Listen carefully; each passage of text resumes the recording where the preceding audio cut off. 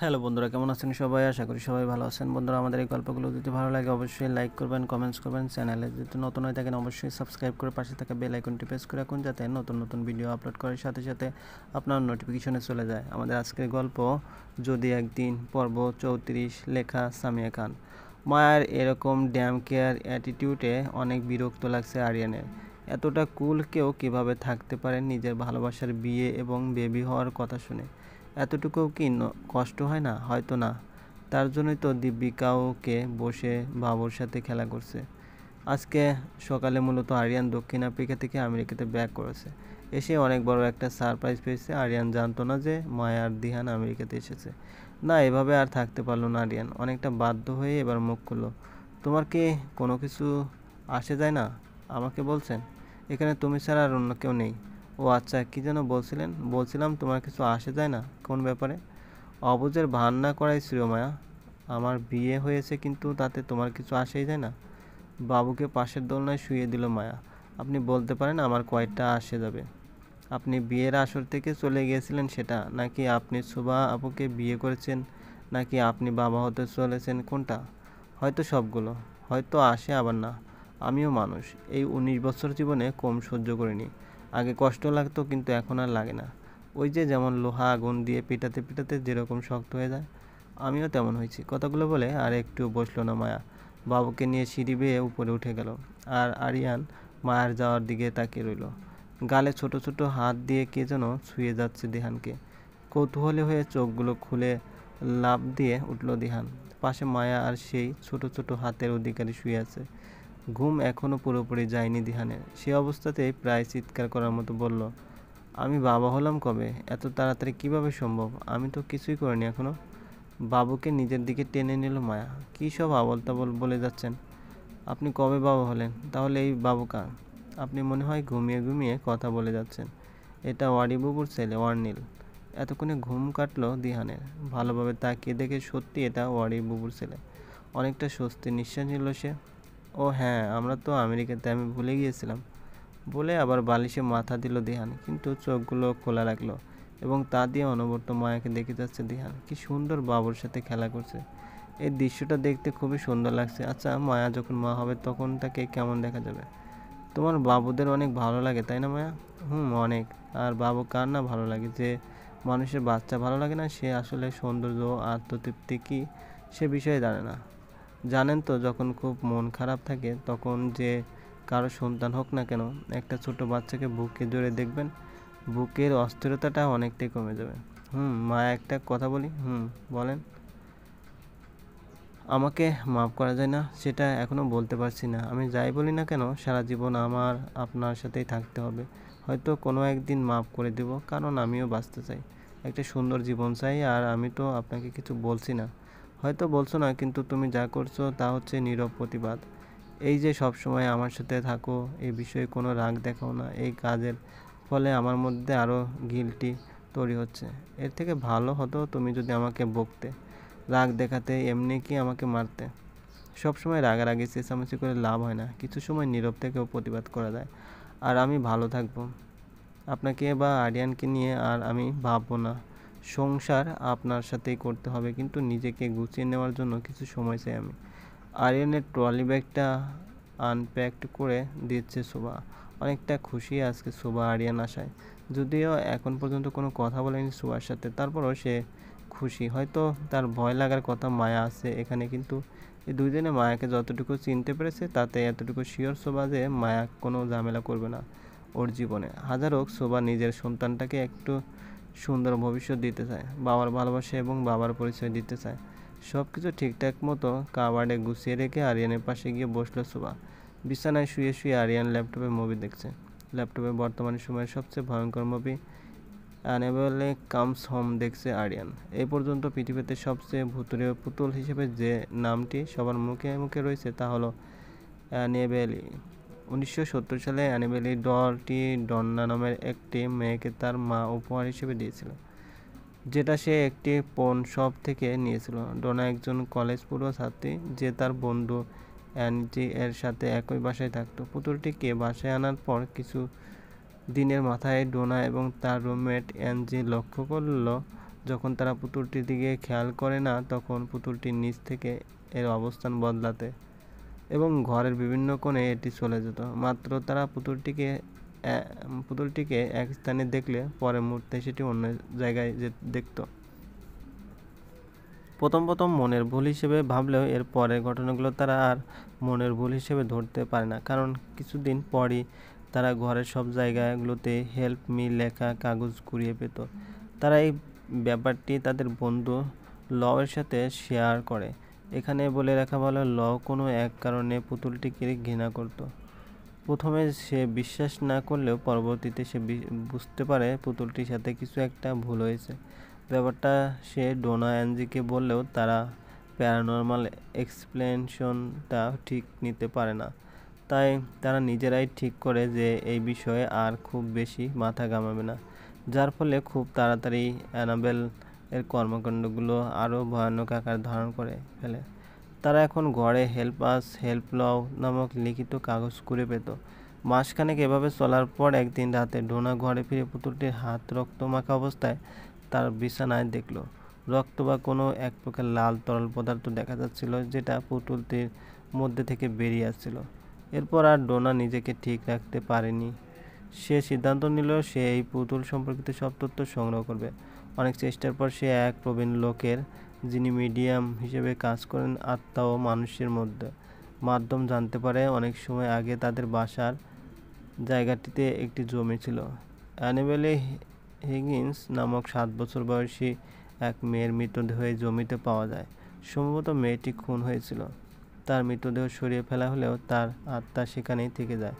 অতঃপর বহু বছর পর যখন পুতুলটিকে ডোনার মাধ্যমে ঘরে আনা হয়, তখন সে আত্মা পুতুলটির মধ্যে প্রবেশ করে। সে অমৃত আত্মা ডোনা এবং এনজিকে তার পালক হিসেবে প্রায়। সে শুধু তাদের সাথে থাকতে চায়, তাদের কাছে সে নিরাপত্তা খুঁজে পায়। এসব শুনে আবেগ আপ্লুত হয়ে ডোনা এবং এনজি পুতুলটি তাদের সাথে রাখতে রাজি হয়। ঠিক এই জায়গাটিতেই তারা সবথেকে বড় ভুলটি করে বসে। এর কিছুদিন পর থেকে লো বিভিন্ন খারাপ স্বপ্ন দেখতে শুরু করে। লো স্বপ্নে অ্যানাবেলকে তার বিছানায় দেখতে পেত, কখন অ্যানাবেল লো এর মাথার কাছে, আবার কখনো বা তার পায়ের কাছে দেখতে পেত। লো এসব স্বপ্নে দেখে খুব ভয় পেত। ভয় তাকে একদম কাবু করে ফেলেছিল, যার ফলে সে পাগলের মতো হয়ে গিয়েছিল। তবুও লো ডোনা এবং অ্যাঞ্জির জন্য চিন্তা করত। লো এর এমন করুণ অবস্থা দেখে তারা অ্যানাবেলকে ডাস্টবিনে ফেলে আসে, কিন্তু কিছুতেই কিছু হতো না। মাঝরাতে তারা দরজায় নক করার শব্দ শুনে দরজা খুলে দেখত অ্যানাবেল নিচে পড়ে আছে। এমন ছোটোখাটো আরও অনেক কিছুই তাদের সাথে নিয়মিত ঘটতে থাকে। একদিন সকালের দিকে লো ডোনা আর অ্যাঞ্জির অ্যাপার্টমেন্টে যায়, যদিও সে সময় ডোনা বাসায় ছিল না। লো আর অ্যাঞ্জির রুমের রোড ট্রিপে কোথায় যাওয়া যায় সেটা নিয়ে আলোচনা করেছিল। ঠিক তখনই ডোনার রুম থেকে অদ্ভুত রকমের একটা শব্দ আসতে থাকে। লো আর অ্যাঞ্জি প্রথমে খুবই ভয় পেয়ে যায়। তারা প্রথমে ভেবেছিল হয়তো কোনো চোর ঢুকেছে। তাই লো আর অ্যাঞ্জি ব্যাপারটা দেখতে আস্তে আস্তে ডোনার রুমের দিকে আগাতে থাকে। ডোনার রুমে গিয়ে তারা দেখতে পায় যে সব কিছু ঠিকঠাকই আছে, শুধু অ্যানাবেল বাদে। কারণ পুতুলটিকে যেখানে রাখা হয়েছিল পুতুলটি সেখানে নেই। পুতুলটি অন্য আরেকটি চেয়ারে বসে দোল খাচ্ছিল এবং পুতুলটি সেই সব অদ্ভুত আওয়াজ করছিল। এই পরিস্থিতিতেই সাহস সঞ্চয় করে লো অ্যানাবেলের দিকে আস্তে আস্তে এগোতে থাকে। ঠিক সেই সময়েই সে তার ঘাড়ে প্রচণ্ড রকম গরম কিছুর অস্তিত্ব টের পায়। সাথে সাথে সে পিছনে তাকায়, কিন্তু সেখানে কেউ ছিল না। যখন সে সামনে ফিরে অ্যানাবেলের দিকে আগানোর চেষ্টা করে, তখনই সে তার বুকে প্রচণ্ড ব্যথা অনুভব করতে থাকে। সহ্য করতে না পেরে সে রুম থেকে বেরিয়ে আসে এবং এনজি আর লো দুজনই দেখতে পায় যে লো এর বুকে বিশ্রী রকমের কিছু নখের আঁচড়ের দাগ। এবার ডোনা আর এনজি ব্যাপারটিকে সিরিয়াসলি নেয় এবং পরদিনই তারা ফাদার হেগানের সাথে দেখা করে। পুরো ঘটনা শুনে তিনি বুঝতে পারেন যে পুরো ব্যাপারটা একটা স্পিরিচুয়াল ম্যাটার। তখন তিনি ওয়ারেন ফ্যামিলিকে কন্ট্যাক্ট করেন। ওয়ারেন ও তার স্ত্রী ছিলেন সে সময়কার বিখ্যাত প্যারানর্মাল রিসার্চার। তারা এই বিষয়ে অনেক দক্ষ এবং অনেক অভিজ্ঞতাও ছিল তাদের। শেষ পর্যন্ত তারা এই সিদ্ধান্তে আসে যে তারা এই ডলটিকে নিজেদের কাছে রেখে দেবে, কারণ ডোনাদের কাছে এই ডলটি রাখার কোনো প্রশ্নই ছিল না। যাই হোক, ডলটির উপর হোলি ওয়াটার ছিটিয়ে অনেক কষ্টে করে তারা গাড়িতে ডলটিকে নিজেদের বাসায় নিয়ে আসেন। তবে অ্যানাবেলের ক্ষমতা সম্পর্কে ওয়ারেনের দম্পতি তখনও ভালোভাবে জানতে পারতেন না যদি তাদের বাসায় সেই দিনই এক পাদ্রী না আসতেন। সে পাদ্রী বাসায় এসে অ্যানাবেলকে লক্ষ্য করে বলে, you are just a doll, you can't hurt anyone. যা পাদ্রীর জন্য ছিল অনেক বড় ভুল। বাড়ি ফেরার পথে পাদ্রীর গাড়ি অ্যাক্সিডেন্ট করে সে খুব মারাত্মকভাবে আহত হয় কিন্তু প্রাণে বেঁচে যায়। অতঃপর ওয়ারেন দম্পতি সতর্ক হয়ে যায় পুতুলটির ব্যাপারে। তারা নিজেদের মিউজিয়ামে আলাদা করে পুতুলটির জন্য একটা কাচের বাক্স তৈরি করে। বাক্সে পুতুলটিকে খুব যত্ন সহকারে সংরক্ষণ করা হয়, যেখান থেকে পুতুলটি অ্যাকচুয়াল পরিমাণও সরতে পারে না। বর্তমানে পুতুলটি এখনও সেখানে রয়েছে যতদূর জানা। Collected from paranormal society. আপনি এত ভয়ঙ্কর মুভি দেখছেন আরিয়ান, আপনার ভয় লাগে না? বিরক্ত নিয়ে আরিয়ান জবাব দিল, ভয় পাওয়ার কি আছে এতে? তোমার থেকে ভয়ঙ্কর কোনো কিছু আছে নাকি? সি, এগুলো কি বললেন? আমি কি ভূত নাকি? তুমি ভূতের থেকেও জঘন্য। কথাটা শুনে মন খারাপ হয়ে গেল সোবার। কোথায় আরিয়ানের এখন উচিত সোবার সাথে মিষ্টি মিষ্টি কথা বলা, বাবুর নাম ঠিক করা, তা না করে কীসব বলছে এখন। এটা দেখা বাদ দেন, বাবুর উপর ব্যাড ইমপ্রেশন পড়বে। যা তো এখানে থেকে। বিরক্ত করছিস কেন? যাব না। জোর করে সোবা আরিয়ানের ল্যাপটপটা অফ করে দিল। এতে বেশ রেগে যায় আরিয়ান। এমনিও সে মায়ার কাহিনী নিয়ে বেশ বিরক্ত ছিল। তাই কোনো কিছু না ভেবে সোবাকে একটা ধাক্কা দিয়ে দেয় আরিয়ান, যার ফলে বেড থেকে পড়ে যায় সে এবং তা উপর হয়ে পড়ার পরেই অনেক জোরে চিৎকার দেয় সোবা। বিষয়টা বুঝতে পেরে হতভম্ব হয়ে যায় আরিয়ান। তার মাথায় ছিল না বেবির কথা। তাড়াতাড়ি সোবাকে কোলে নিয়ে বেডে শুয়ে দেয় আরিয়ান এবং ওয়ারিকে ডাকতে থাকে। সোবার চিৎকার শুনে ততক্ষণে এসে পড়েছে ওয়ারি, মায়া, ওরা সবাই। বুবু, আমার বাবু মারা গেল হয়তো। আমার বাবু, কাঁদতে কাঁদতে বলল সোবা। হয়তো সন্তান হারানোর কষ্ট পাচ্ছে। কিছু হয়নি, আর হবেও না। আরিয়ানের তাড়াতাড়ি ডক্টরকে কল কর। দেখি সোবা, তোমার ব্লিডিং হচ্ছে কিনা। ডক্টর সোবাকে চেক করে যতটুকু বলল, কোনো সমস্যা হয়নি। বেবি একদম ঠিক আছে। আসলে পড়ে যাওয়ার কারণে উনি প্রচণ্ড ভয় পেয়েছে। তাও একবার আমার চেম্বারে নিয়ে আসবেন। ডক্টরের কথাগুলো শুনে অনেকটা স্বস্তি পেল সবাই। সুবাকে মেডিসিন দিয়ে ঘুম পাড়িয়ে চলে গেল ডক্টর। আরিয়ান কী হয়েছিল আর সুবা পড়ে গেল কীভাবে? আরিয়ান সেই কখন থেকে মুখটা কালো করে দাঁড়িয়ে আছে। কী হলো বল? আসলে বুবু, আমি তখন সুবাকে ধাক্কা দিয়ে ফেলে দিয়েছিলাম। কথাটা বলতে দেরি হয়েছে আরিয়ানের, কিন্তু ওয়ারির চর দিতে দেরি হয়নি। তুই কি জানোয়ার হয়ে গেছিস আরিয়ান? তোর সন্তানের মা হতে চলেছে। সুবাকে না ভালোবাসতে পারিস, কিন্তু বাচ্চাটাকে তো ভালোবাসতে দোষ নেই। হ্যাঁ, আমি জানোয়ার, আর এই মেয়ে আর ওর বাবা খুব ভালো মানুষ। আর আমি কি ওকে বাচ্চা নিতে বলেছিলাম? বলিনি তো। যেখানে গিয়ে মরুক গিয়ে দুজন। কথাগুলো শুনে আরও কয়েকটা চর দিল আরিয়ানকে ওয়ারি। দিয়ান শুধু ওয়ারিকে ধরার কারণে আর কিছু বলতে পারল না। ওয়ারি, এত দরদ কেন তোমার বুবু এই মেয়ের প্রতি? এটা একটা জঘন্য মেয়ে। আরিয়ান ভাই, এবার চুপ থাক। দেখ, ওয়ারি বুবুর কয়দিন আগে বেবি হয়েছে। এত হাইপার হওয়া ঠিক না বুবুর জন্য। আর হেমন্ত ভাইয়াও বাসায় নেই। মায়া, তুমি ওয়ারি বুবুর কাছে থাকো, আমি আরিয়ানকে নিয়ে বাইরে যাচ্ছি। না, আমি যাব আরিয়ানের সাথে। আপনি ওয়ারি বুবুর সাথে থাকেন। কেন, তুমি গিয়ে কি করবে? যে বিষয়টা বুঝেন না তা নিয়ে কথা বলা উচিত না দিহান।